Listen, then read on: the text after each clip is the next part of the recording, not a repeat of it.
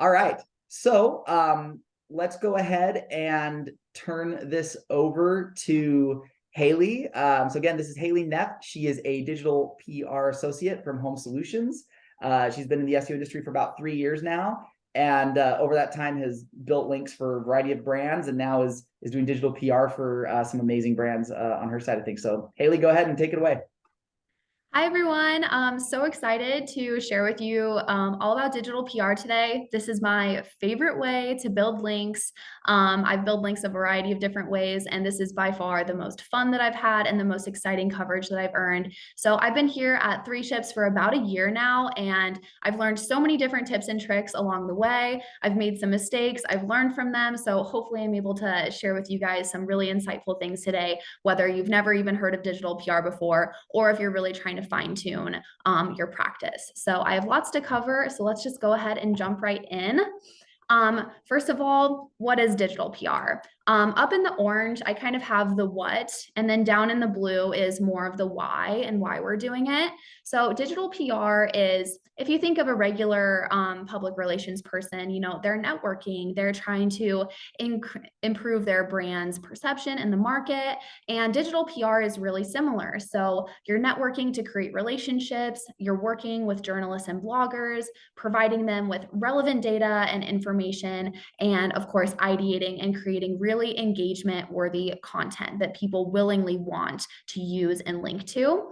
And the reason why we're doing this is to increase your brand awareness, improve your site traffic and organic SEO, and of course, the moneymaker. We want to build really high quality high quality backlinks and brand mentions. Brand mentions are becoming more and more important in the world of SEO, and digital PR is a great way to build not only backlinks but brand mentions as well. So what makes digital PR different from other link building methods? First of all, the intent is to create really newsworthy, relevant content that sites want to link to voluntarily. If you've been doing traditional link building methods in the past, it's really kind of an ask, hey, will you please add this resource onto your page? But ideally with digital PR, your piece of content will be so helpful, so relevant that journalists and bloggers are going to seek this kind of content out and really intentionally want to link to it. The content it's typically an article on my team anyways. That's usually what we create, but you can also do infographics, videos, etc. Really anything that is telling a story and can provide value. The outreach is a little bit different from traditional link building methods because it's incredibly intentional and highly targeted. We are not sending off mass blast to anybody and everybody. We're really taking the time to find the exact right journalist with the right beat, who would honestly need this information that we're providing them, and with the goal of making a genuine connection. Oftentimes when I'm outreaching a journalist, they might say, oh, Hailey, I can't use this right now. I've got other stuff going on, but thank you so much. Keep me on your list for next time. And I always consider that a win if I'm able to make that genuine connection, because that really is one of the most valuable things that you can find when you're trying to do digital PR, is an opportunity for next time. And then the placement, this is where digital PR gets really exciting, is because we are looking for very high quality sites like major news and media outlets. So think about your favorite place to read the news, New York Times, Washington Post, wherever it is. It is almost impossible to get links on these sites with traditional link building methods. And while it's definitely not easy with digital PR, it can be done. So it sounds like hard work. Is it worth it? And I hope that this slide really speaks for itself. These are some of the links that I've won in the past year that I'm the most proud of. I think I literally fell out of my chair the day that the Washington Post link came in. It was so exciting, and I would have never been able to win links to any of these sites if it weren't for the really high quality content that we were creating, the really intentional outreach that we were doing, and building those relationships with journalists. So hopefully I've convinced you and you want to do digital PR now and win some amazing links like those. So how do I do it? I've broken it down into 6 main steps. And of course, each of these steps has bunch more things that you do inside of each of them. But just to keep it really simple, you want to start by identifying an opportunity. Usually I do this by regularly reading the news or, getting in touch with a journalist that I work with, but you want to find an opportunity that relates to your brand and say, oh, we could totally do data on this, and create an article that would help all of these journalists out there that are writing about this topic. From there, you're going to want to collect and analyze data and information. You're then going to want to transform that data and information into content that is easy to digest. And then you want to identify relevant audiences and individuals that would be interested in your content. You're going to pitch them, hopefully win them over. And then you're going to want to monitor the media to make sure that you actually are getting those links that you're working so hard to earn. So when it comes to identifying opportunities, I love this GIF. There's a lot of GIFs today. Hopefully that's okay. But, she's saying she really likes to keep her finger on the pulse. And that's a really important part of digital PR. I start every single morning by reading the news on, a bunch of different outlets and just kind of trying to find out, what are people talking about these days?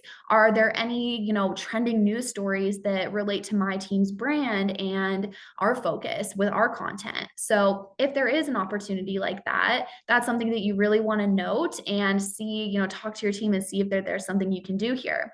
You want to regularly search relevant keywords. So I work for Home Solutions. We do a lot of content in the home space. So I get on Google News every single day and I'm typing in real estate or moving or home improvement, interior designs, anything like that as it would relate to your brand, and just kind of trying to see what people are talking about in that space.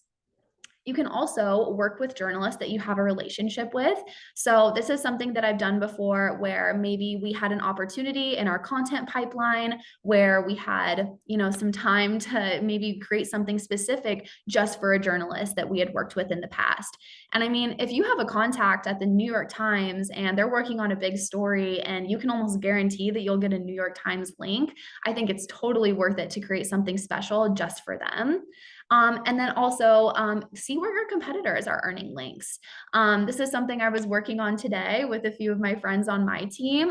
We were looking at a whole bunch of different competitors, analyzing their backlink profiles, seeing which pieces of their content are doing well, and seeing if there were any kind of trends that we were noticing, if there was a theme that we could pick up on, and then trying to put our own spin on these kinds of articles that we're already seeing are winning a whole bunch of links.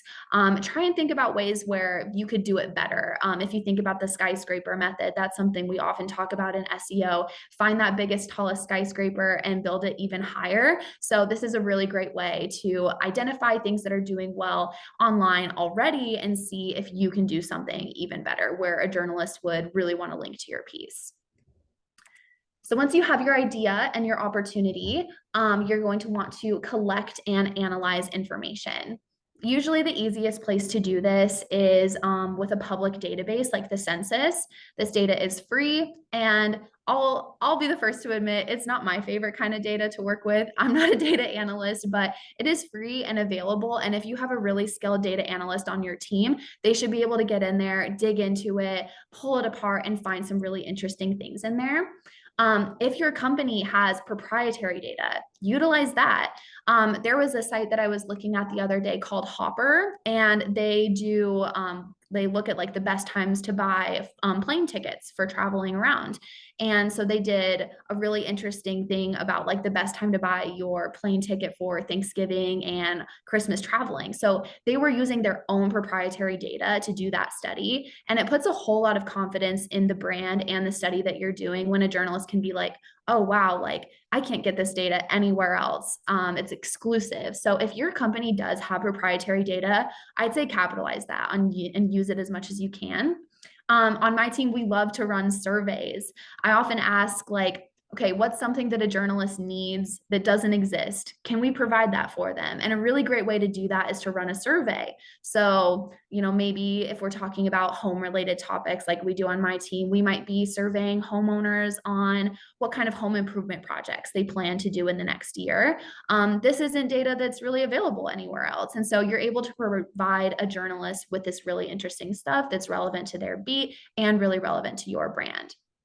there is a lot of data out there that's available for purchase. So if you're really hunting for something very specific, you might be able to find it, but you might have to pay for it. So that is something to just be aware of.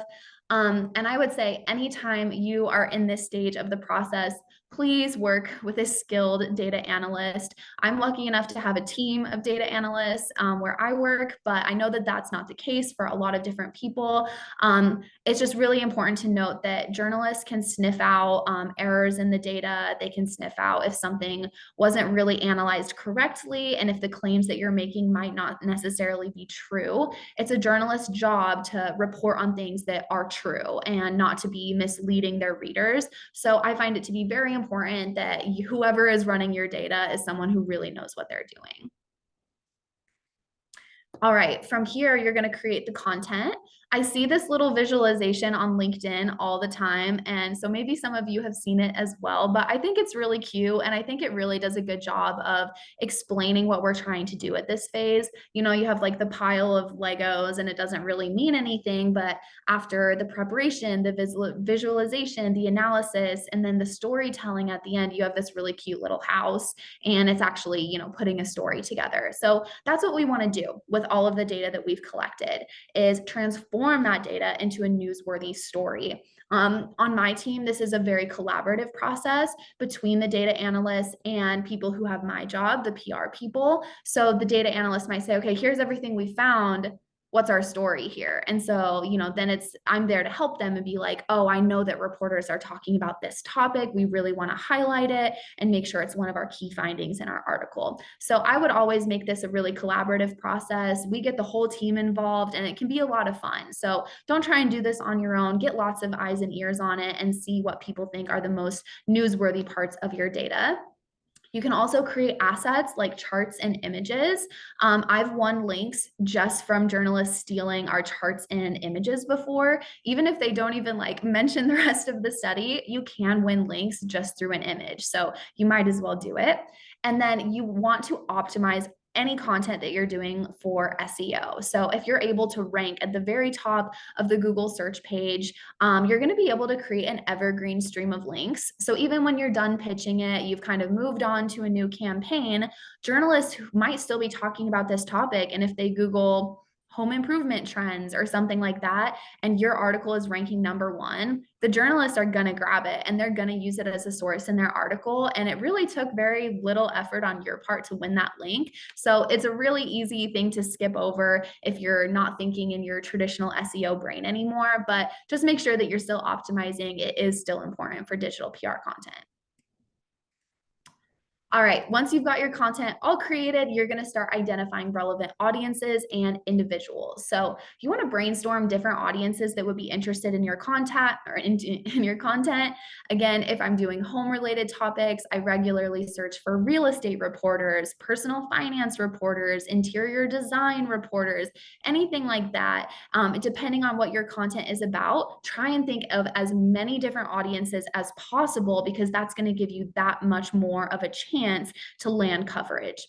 Then you're within each of these audiences, you're going to identify journalists and bloggers that write for these audiences. So really helpful tools that you can use are Muckrack and Cision. These are PR platforms that will help. You can search up little keywords, you can filter by where they live, and they're really, really helpful tools. But I know that they can be expensive as well, and not everybody has a budget for something like Muckrack. So to be honest, I really love just using Google too. Google is free. Anybody can use it. And it is the very first place that I go to when I'm looking for coverage, just because the Google search algorithm is just better than Muckrack's is. Not that Muckrack isn't great. I love Muckrack, but I love Google even more. So here's kind of an example underneath of something that I did recently.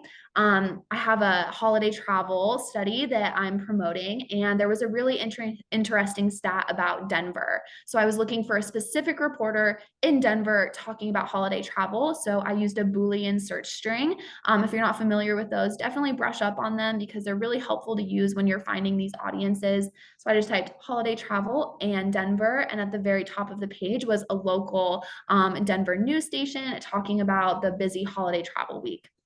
I went ahead and clicked on the story. I clicked on the author's biography and I found out her email address. It was right there, easy to find. I didn't have to pay some fancy software to find it. A lot of times, journalists will put their email addresses right in their bio because they want story tips. They're busy, they want you to make their life easier. So, Sam did. And then also in her bio, she kind of talked about how she likes to go hiking, skiing, spend time with her family and friends. Those are all things that I really love to do as well. So those are kind of like little nuggets of information that I want to tuck into my pocket when it comes to pitch her, because I might be able to make a personal connection here since we seem to have something in common. Lastly, when you're identifying your audiences and individuals, organize them, get your spreadsheets out, make sure you're writing down all of this information. I'll write down their first name, last name, their title, where they work, their domain, their email address, previous articles that they've written that maybe I could mention, or any sort of notes that I want to make about, for Sam here about how she likes to go hiking and skiing. I might make a little note of that in my spreadsheet as well, so that when it comes time to outreach her, I remember, oh yeah, Sam, I'm going to talk to her about skiing. All right, next we are going to pitch. So I love Step Brothers. If you've seen this movie, it's an iconic scene where they become best friends. And maybe the journalists I work with don't feel like I'm their best friend, but I want to be best friends with them. So I really am trying to make their day easier. I want them to be like, oh my gosh, you just saved me. I've been so busy, and this is the perfect story for me. So that is really the goal of your pitch. As you're writing it, ask yourself, am I making their day easier, or am I bombarding them with data that they can't understand and it's confusing them and now it's a waste of their time? So you really want to tell them a story, talk about what's going on in the news, how does this relate to them and their audience, and why is it timely enough now that they should cover it and be interested in it now?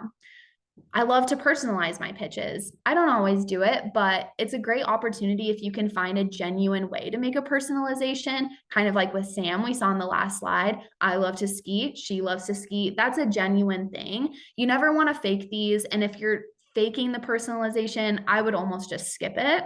A great way to personalize pitches to local news stations is to fill out the pitch with very specific data points from your study that is just about their city. So, if it's about holiday travel, I'll just want to highlight all of those things just specific to Denver because they don't care about the rest of it. And that's going to be an overload of information for them.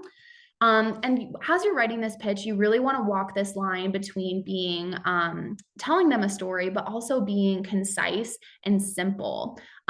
There was a really amazing person who used to work on my team, and she told me that she used to work in news, and in news that they learn to write at a fourth grade level because that is the average reading level of most Americans. I know, shocking, fourth grade level, but keep that in mind as you're writing your pitch. Don't try and wow them by using big words or really confusing terminology. They want to digest it really, really easily and move on with their day. So be concise and simple while still highlighting the relevant findings. And I had kind of gone back and forth about like, oh, do I want to share some of my pitch templates with them? And I decided not to because I really don't want anyone watching this to feel confined to a specific template. On my team, we're constantly changing our template. And I think it's refreshing for journalists to see something kind of new in their inbox as well. So I have like a very, very cut and dry pitch template here. I always greet them. I'll make a personalization and hook them into why I'm trying to talk to them, give them an explanation of the study in a very easy to digest way, bring out some relevant findings that are specific to their beat and their audience. And then I always end with a really clear call to action. So I usually say something like, we would be so excited to have you cover this study with your readers. Are you interested? Can I schedule an interview with you? So ending with a question I find can be really helpful because it almost kind of like, bribes them to respond a little bit more like, yes, I am interested. This is great. Can I talk to your data analyst a little bit more to learn more about this study? So whatever your call to action is, don't be afraid to make it very clear and obvious what you're looking for. I think that the journalists appreciate it. So that's pitching. Next, after you've pitched everybody, you are going to want to monitor the media. So every single day, I'm doing regular Google searches of my brand name, and then I might pair that brand name with keywords relevant to the study that I'm pitching. So if we go back to our home improvement thing, I might use brand name, and home improvement, and just see what's going on in the news. Not only is this a great way to find people who may have covered your study, but it's also a great way to find people who might be interested. So other people that you could pitch. You can also invest in media monitoring tools. I love both BuzzSumo and Muckrack for this. I'd say Muckrack's a little bit quicker than BuzzSumo is. The second an article is posted and it has my brand name in it, I know about it. I get an email and I can really stay on top of it. You know, working in PR, there's a lot going on. I'm sure we can all relate to having a really busy day. And investing in these tools has really taken kind of one thing off of my plate because it just sends everything that I could need right to my email address. Another way to monitor the media is if you're already using SEO tools like Ahrefs or SEMrush, Moz, any of these backlink tools, regularly throw the link that you're trying to earn into those tools and see if you've gotten any coverage. The main reason why I prefer to use BuzzSumo and Muckrack is that these SEO tools can be a little bit slow. Sometimes they won't show you a link you've earned until like a week or 2 weeks after you've earned it. And I want to know right away so that I can email the journalist and thank them. And again, try and nurture that relationship a little bit more. All right, so some tips and tricks. I've been doing this for about a year, as I said, and I've made lots of mistakes along the way. I'm going to call myself out a little bit on this slide right now. But one of my favorite tips to use is that tier one reporters often have newsletters that you can subscribe to where they are asking for very specific information. I was able to get in contact with a woman from the Wall Street Journal by using one of these. And while it didn't end up earning us a link, I do now have a relationship with someone at the Wall Street Journal. We had a conversation together. She called another person on my team and they talked about our study even more. And I never would have had this opportunity if I wasn't subscribed to her newsletter, where she explicitly asked, I'm looking for data about this. I'm looking for people who know something about this. So if there is a specific outlet that you are really trying to land, I would go see if any of their tier one reporters, like their senior reporters, have a newsletter that you could subscribe to and just enter your email. And then usually once a week or so, they will have specific requests. Another place that you can do this is Substack. That's a great place to find newsletters to subscribe to as well. LinkedIn is also a great place to find these. Another tip and trick is to always make sure that you're getting regular feedback on your pitches and always send a test. So this is where I'm going to call myself out. I had this guy, George, who I was trying to reach out to, and I wanted to personalize my pitch to George with a personalization sentence. Well, I forgot to add that personalization sentence in there. So I sent the email off and it just says in brackets, personalization sentence. Super embarrassing. George proceeded to open this email 5 times over the course of the day. And I can only imagine that he was opening it up, showing it to his coworkers, and they were all laughing at me behind my back. So just make sure that you always send a test. You make sure that the email looks good on your end. You can see what the journalist is going to see. I can't tell you how many times I've sent a test and have caught something so devastating and was able to make that change immediately. And then the journalist is getting a perfect pitch. Last tip and trick is to stay flexible. Change your game plan often. Oftentimes we might think that we know everything about how to win all the links. We've had a really great strategy about how we're going to do it. We found the perfect contacts and weeks go by and no links are being earned. No one's responding. That is normal and it happens all the time. You can never predict when something crazy is going to be going on in the news.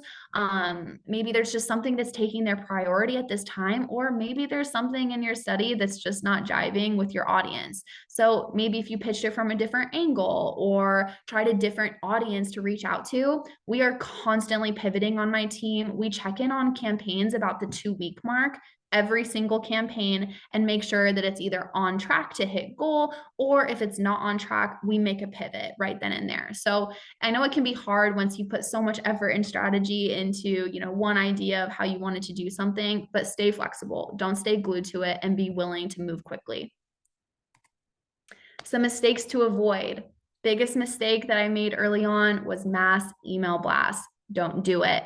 Every single email address has a reputation, and your domain that you send email addresses from also has a reputation. If you are spamming people and they are reporting you to spam, it will severely harm your email deliverability efforts. And it's a lot harder to get brand new email addresses on a brand new domain than it is to just keep the ones that you have healthy. So the last thing that you would want is to damage your email domain's reputation and then have all of the emails that you send out go directly to spam, and no one is going to see them and no one's going to take them seriously because they're in your spam folder. So be really intentional and targeted with your pitches. That doesn't mean you can't send out like a blast of like, maybe like 50 to 100 pitches, but just make sure you're being really intentional, making sure that the people you're sending them to would actually be interested in them by doing your homework when you're identifying those relevant individuals. Data organization, if you're going to be using any sort of software that allows for merge fields where you can merge different bits of data related to like a specific city or something into your pitch, just make sure you're really double checking that those figures are correct, because the last thing that you would want to do is send somebody information that is not relevant to them. Even something as simple as like not highlighting the entire bar on your spreadsheet when you're creating a filter and you only filter on one column instead of the whole spreadsheet. Really simple things like that can really put a huge wrench in your outreach effort. So just make sure your data organization is very clean. And then the last mistake to avoid is expecting links immediately. Digital PR can be a very long process. I can't tell you exactly how long it's going to take you to win links, because sometimes I'll send out an email and I'll have a link the very next day. And that's really exciting. I would say it's rare though. For the most part, I might have to make those pivots around the 2-week mark, like I mentioned on the previous slide, staying flexible. But I just put a little timeline down at the bottom of how I approach trying to win coverage. I always start with my best of the best. And I'll really try and exhaust reaching out to my New York Times reporters, my Washington Post reporters, Wall Street Journal, the best of the best. If you got this link, you would be singing. You're so happy. So try those first. They're going to really bring a lot of value to your page. And if you can win even one of them, your chances of winning more links down the road are going to really increase. So always start there. From there, local news stations, in my opinion, tend to be the easiest to win. Local news stations are very understaffed. They're very busy and they can really use stories like yours. Plus, they're not getting 8 million pitches a day like someone from the New York Times might be. So it's just a little less saturated and a little easier to break into. Plus, if you have really relevant local information for them, they're going to cover it. They're going to want to share that with their audience. From there, I move on to blogs and entities. So you can think more like traditional link building methods where you might ask them to insert a resource onto a page of theirs. Just because it's digital PR doesn't mean you can't do this with the content that you have. So blogs and entities can still be a viable option here as well if you're still struggling to get those last few links. And then finally, I always take some time to do some really in-depth link discovery using a variety of different tools and methods, because not all of them catch the same things. And I'm hunting down those links. So doing everything that I can to find them using those different tools, backlink analyzers, Google searches of the brand name, what have you, different things like that, in order to find those links. All right. I've gotten through everything that I wanted to share with you guys. I wanted to leave a little bit of time for questions. If anyone had anything in the slides that you want to dive into a little bit more, please ask away. Michael is also here, ready to answer any questions you guys have about link building. So let's chat.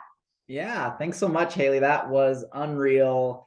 Awesome. Just like, even I'm like taking notes over here. I'm like, yeah, that's actually a good idea. So Oh, good. Yay. great stuff. Thanks so much.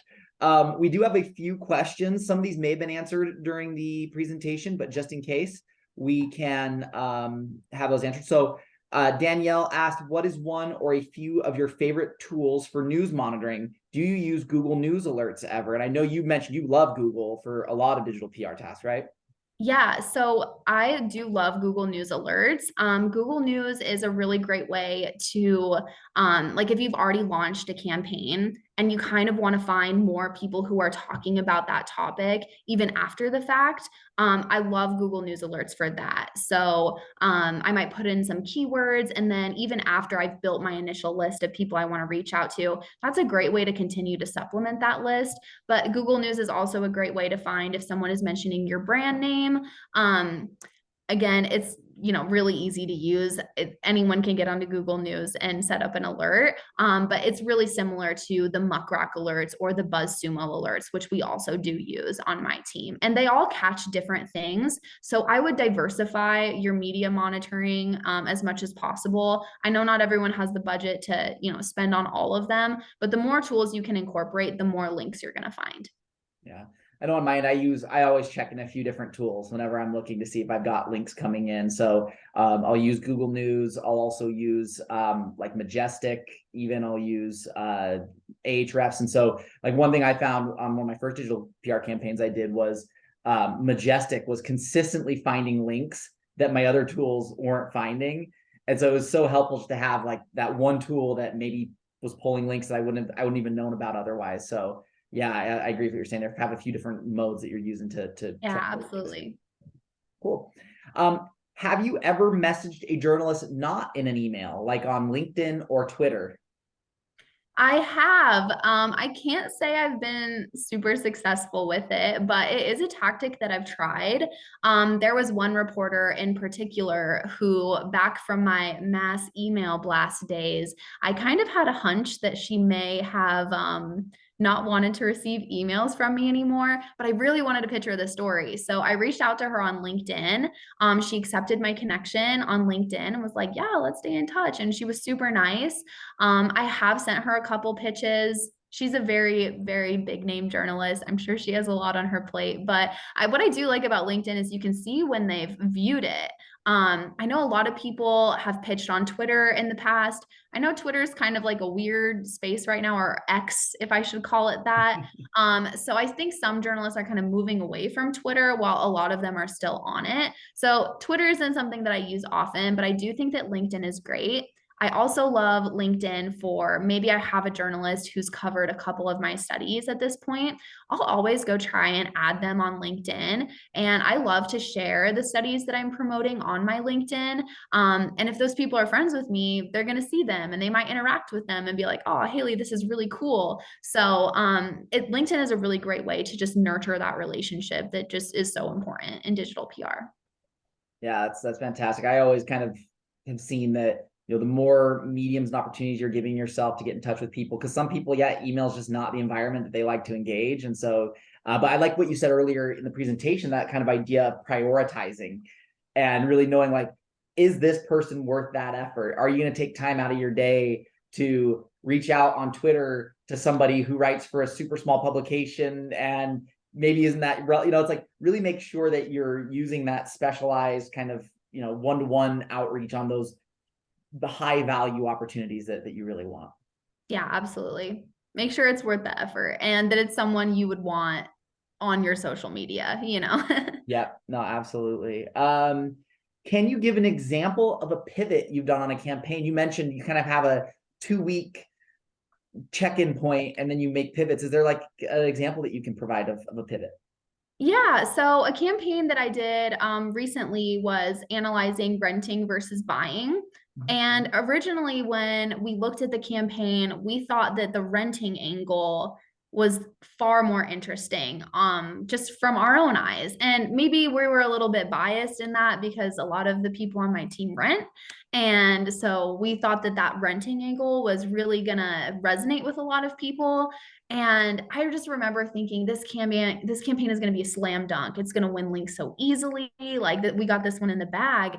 And weeks went by, and we had the first workshopping session. And I was like, guys, it's fine. Like we don't need to. It's great. It's a great campaign. So we didn't do anything. Another 2 weeks go by and still no links. I'm like, oh, what is going on here? And so we just pivoted our angle. We really didn't change much with the actual content itself. We just changed the way that we talked about it and the people that we were reaching out to. So we just spun it on its head a little bit. And then as soon as we did that, we were able to really see the links start to roll in. So it turns out we were wrong. Like we looked at it and we thought one thing was interesting, but you never know how people are actually going to react to your content and what is going to resonate with them.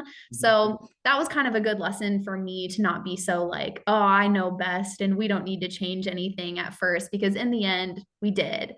There have been times where we do adjust the content as well, though. So there was another campaign where we were like, it doesn't make sense to have our most interesting chart all the way down at the bottom. And so that was a pivot that we made, is we brought that asset that journalists had said, like, oh, this part's actually really interesting. We listened and we were like, you're right, let's move that up to the top of the page and make it be one of the first things that we see. So you can, pivot a campaign a variety of different ways. You can adjust the content. You can, maybe if you have just a survey and people are like, I'm not really like jiving with this that much, can you pair that survey with some data?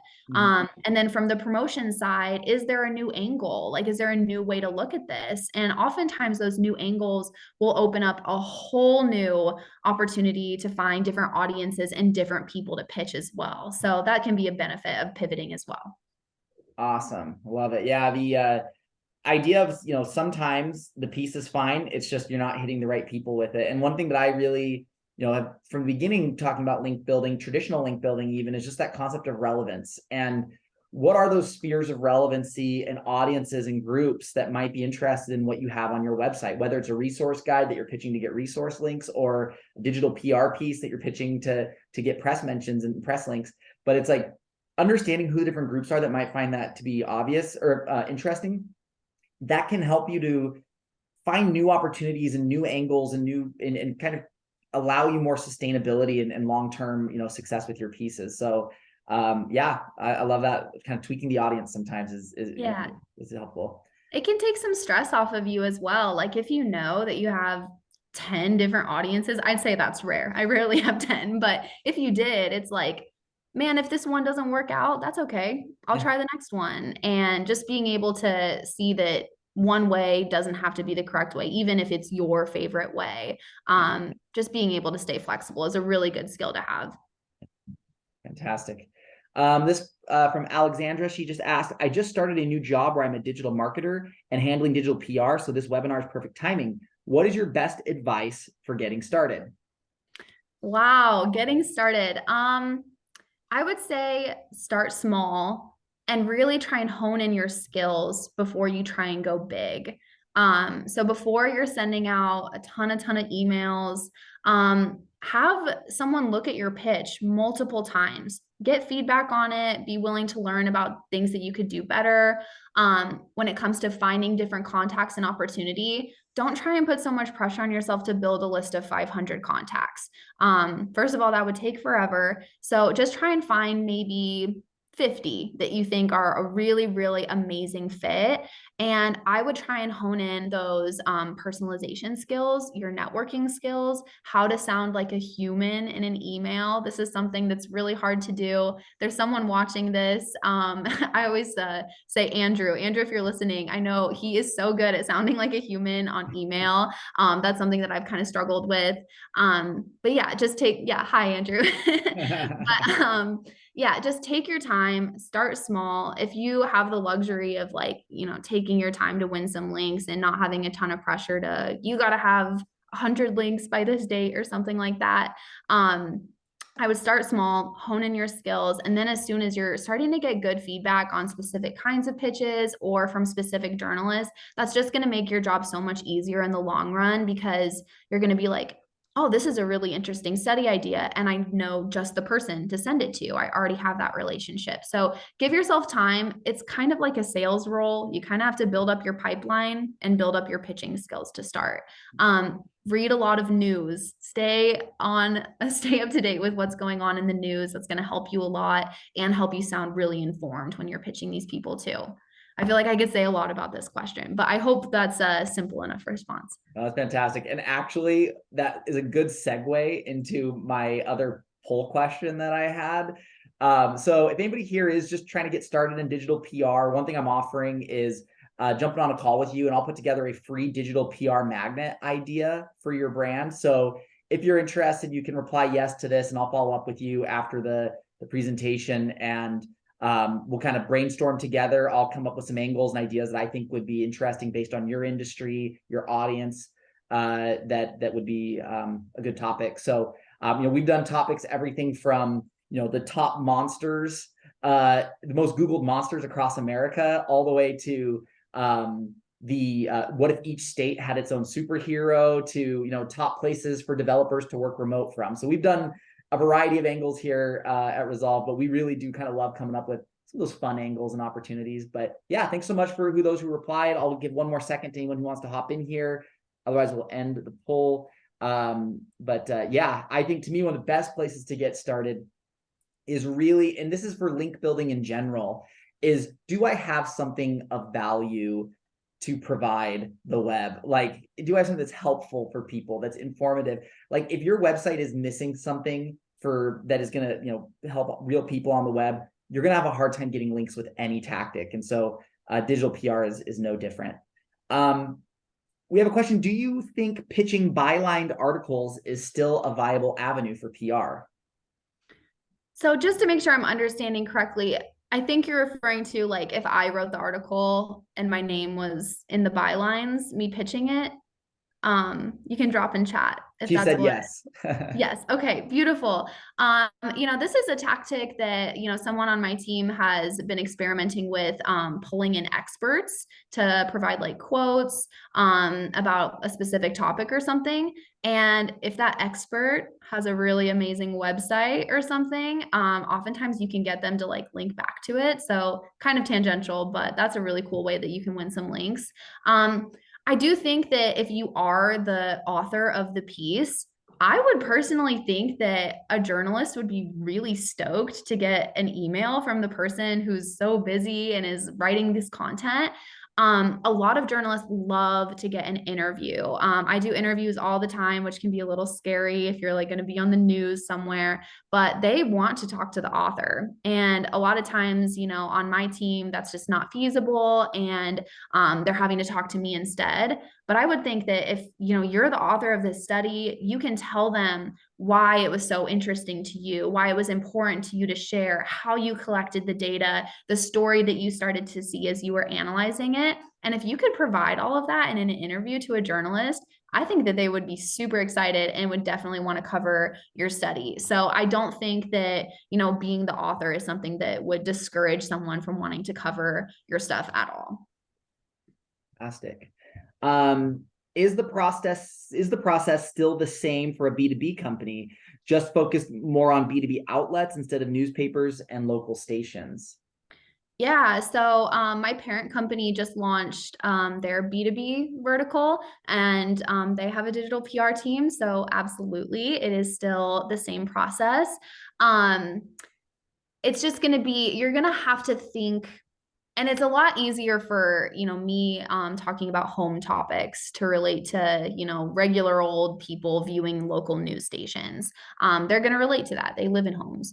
But if it's a B2B thing, I would really try and think of ways where you could simplify those really complex softwares and topics into something that would be relevant for Main Street America, So even if you have to get a little bit creative or a little tangential on your topics, maybe it's not something that directly relates to your B2B product or software or wherever it is. But if you can find some sort of tangential avenue that would relate to the everyday American, I think you'll have a little bit more success.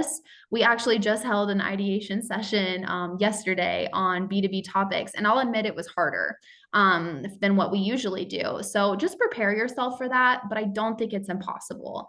And there are a lot of reporters out there talking about tech. So that could be a whole new opportunity for you to find some of these newer people talking about technology, B2B software, stuff like that. So just have an open mind, try and get creative. I don't think it'll be as easier as, maybe other companies that have something that's very understandable to the average American, but not impossible. Great stuff. And yeah, I've seen kind of similar things where B2B can be trickier, but one of the things we really try to do is take a step outside of the actual business, the product, the service, and look at who are the audiences and groups that would benefit from it. So one example is we work with a brand that is a software for doctors' offices, and they help with like patient experience and patient onboarding and those kinds of things. Now, if we created a guide that was just for doctors, our audience is so limited at that point. We're missing out on most of the web. Or if it was just for the admin people at a doctor, like if we're only pitching or creating linkable content for people who buy from them, we're limiting our audience so much. But one Totally. thing that was important to them was helping doctors' offices with like Medicare related stuff for their patients is really important to them. So we created a guide to helping seniors navigate the healthcare system and navigate Medicare when it's time for them to get on it. And this piece, we've already earned what, a .edu link. We've earned links from 2 municipalities. We earned a link from the U.S. Coast Guard. So I mean, like we earned some super awesome authoritative resource links with this piece. And even though it was a B2B software, we were still able to find a niche that this product can service or help, and then kind of put a consumer angle to it that allowed us to broaden our audience and create link opportunities. So yeah, similar. I think that's kind of a good way to look at B2B, is not just think about who's buying from you, but who are the audiences that this product's ultimately serving and helping. Yeah, that's a great point. Yeah. Do you only do digital PR, or is it part of a combo of tactics? I guess maybe Hailey, I'll let you answer this and then I'll jump in on our end. Yeah, on my team, it's definitely a combination. We definitely have specific team members focus on specific things, just because I think it's a little easier to, hone your skills when you're just trying to attempt one tactic. So I really stay focused on digital PR, but for the different, brands that we're working with and trying to promote, we are definitely doing traditional link building methods as well. We also innovate and we think of, really outside the box ideas on how to build links too. We're very scrappy, so we do not confine ourselves to just one way of doing things. And I wouldn't recommend it. Is digital PR a great way to win high quality links? Yes. Is it my favorite way? Yes. But it's not the only way. And the more, I think we all know, like the more diverse your backlink profile is, the better it's going to be for your SEO. Yeah, I agree 100%. We're much the same way here, where we will do guest posting for some clients in some situations. We'll do resource page links in some situations, unlinked mentions. Like we worked with a really big brand who their brand was consistently mentioned in conjunction with one of their products, and we were able to get awesome product page links by following that tactic. And then of course we love doing digital PR as well. And any one tactic, the one tactic I see a lot of over reliance on is guest posting. But any one tactic, if that's the only thing you're doing, you just got to think about, how's my backlink profile looking to Google if I just only get the same kind of link over and over. So diversifying is a good way to keep things natural. The last question that we have, and if anyone has any other questions, we've still got about 5 minutes left. But this one's from Danica. It says, what is the timeline for when you come up with a topic that is newsworthy versus writing versus outreaching to journalists? So I guess, from inception to outreaching to journalists, what does that timeline look like for you? Yeah, and hi Dan, first of all. I hope you're well. It really depends. Gosh, I know that's like the worst answer, but if I were to ballpark, we try and have quarterly ideation sessions. So we usually try and know what we're gonna produce before we go into the quarter. Don't always get there. Sometimes there are holes that need to be filled along the way. And sometimes an opportunity like comes out of the blue and we're like, oh my gosh, this is going on the news. We got to capitalize on it. But usually we try and have the ideas pretty early and have a plan for how we're going to attack them. As far as creating the content, I'd say that takes anywhere from like a week to 3 weeks ish, depending on how in depth the data is. Sometimes some of our studies, we have to have freelancers come in and help clean the data because it's just overwhelming for one person to do. So if you were on a smaller team, that could take a whole lot longer if you're trying to get all your ducks in a row when it comes to the data. And then as far as identifying the audiences, that is the thing that takes me the longest. Finding the journalists and building my list is a very, very manual process. And because it's so intentional, the last thing you want to do is just find the first 50 people that are talking about your keyword, throw them into a Google Doc and send them a pitch. A lot of them probably aren't going to be the best contacts. So I spend at least 2 weeks building my list of people that I want to reach out to. And then after the campaign is launched, I continue to build contacts and I continue to find more people that are looking, talking about these topics. So I'm always looking. And then the pitching timeline, it really depends when we've decided, okay, this campaign has done well. Obviously, we want all of our campaigns to go well, but digital PR can be kind of a wild card. Sometimes it'll blow up and you'll go viral and you'll have links like crazy and it's going to be a really exciting thing. And sometimes you get zero. I have plenty of campaigns that were total flops. So the pitching timeline can really depend on how successful it is. If I knock it out of the park in 2 weeks, all right, cool. I can move on to the next thing. That very rarely happens. And I'd say I spend on average like a month-ish pitching a campaign. So I give myself plenty of time to really try and hit those tier one people that I mentioned, the best of the best journalists, and then give myself time to find the local contacts. And then if I'm still really struggling, maybe some blogs. So yeah, at least a month-ish.